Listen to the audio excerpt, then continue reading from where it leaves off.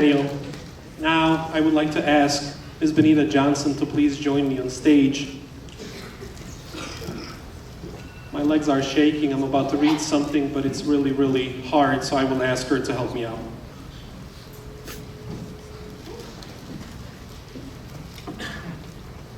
I don't know if I want to come behind that, because... okay. Thank you, Daniel. As I mentioned earlier, as was mentioned earlier, the salutatorian is the second highest honor one can receive at such a commencement ceremony. The only recognition higher is that of the valedictorian, the top and highest honor that can be achieved at this level. This year's valedictorian has gone above and beyond throughout her high school years, overcoming many challenges with resilience and determination. When she conquered her own difficulties, she rolled up her sleeves and began helping others who were facing their own struggles. She truly embodies the spirit of a hero. In addition to her academic achievements, Havilyn has excelled in sports, playing basketball, softball, and participating in robotics. Her dedication, compassion, and excellence make her a remarkable individual and deserving valedictorian. Without further ado, please join me in congratulating and welcoming the class of 2024 valedictorian. This young lady is my niece. She's going to Princeton in the fall. And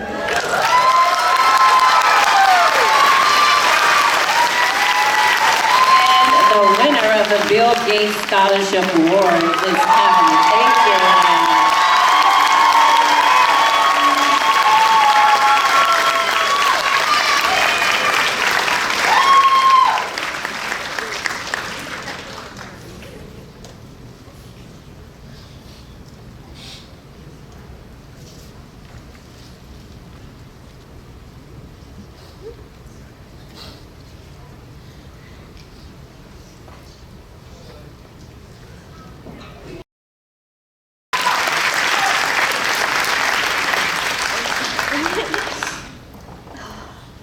Thank you.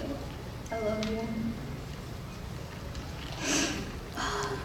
Hello, graduates, family, and friends. I applaud everyone sitting here today, not just those graduating, but those here to show their support and appreciation for my fellow graduates. I also applaud and give a giant hug to everyone who helped me here. My mentors and family have helped me grow by challenging me to think about what I want for myself and constantly reminding me of what I deserve in life. I would also like to thank my friends for doing the same. Thank you, Ms. Johnson, Ms. Vega, Ms. Martin, Mr. Simon, JD, and Ms. Cotto, and countless more for giving me the tools I needed to succeed. Coming to the school gave me the opportunity to meet people who would become more influential than I could have ever imagined.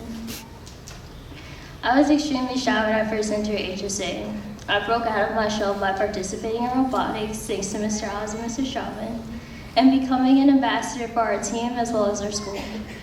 I also gained the confidence to participate in sports and become a varsity athlete. This school has offered me so many opportunities, and I am so thankful for each one. The road to this day was one of the toughest I have had in life. Throughout my 4 years of high school, I struggled with everything from losing friends to the death of my mother.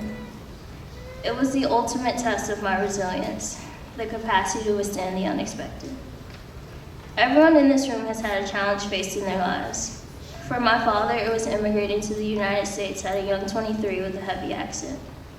It also could have been getting my mom to agree to go on a date with him.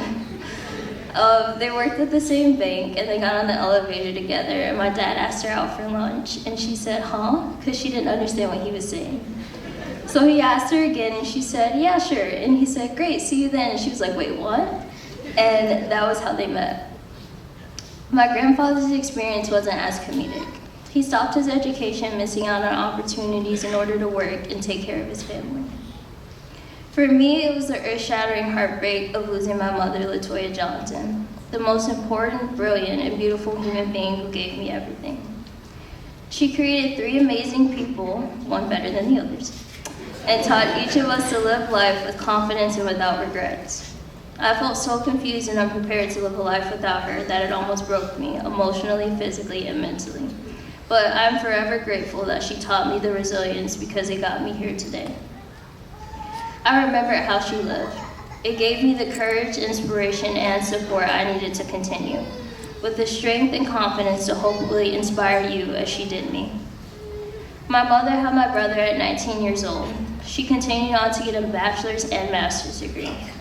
She recently also transitioned to the job of a 911 operator, meaning she would be spending less time with her children and taking on more stress than raising two teenage girls. But it also meant that she could provide a better life for her family. Before she died, she completed a difficult test in order to do an even more difficult but lucrative job, giving me and my siblings more opportunities than I could have imagined.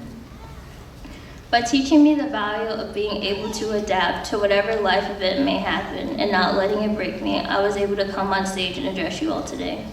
So I want to offer the same advice for everyone here. My mom could have dedicated her life to just surviving and taking care of her kids. She chose to dream big and do everything she could to accomplish it despite whatever challenges she faced. She not only jumped for herself, but encouraged her kids and everyone around her to dream. Maya Angelou said it best: you may not control all the events that happen to you, but you can decide not to be reduced by them. Leaving HSA can be scary or rewarding depending on what you did the last 4 years.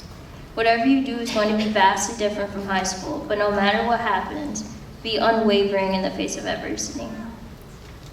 You are going to have many struggles, failing a test, losing a job, or not being able to take that nap you so desperately need. It is important to remember that it is one moment in the rest of your life. As we all got older, experienced a pandemic, the SAT, and now attending college and going our separate ways, I can confidently say that I found friends and family in all of you.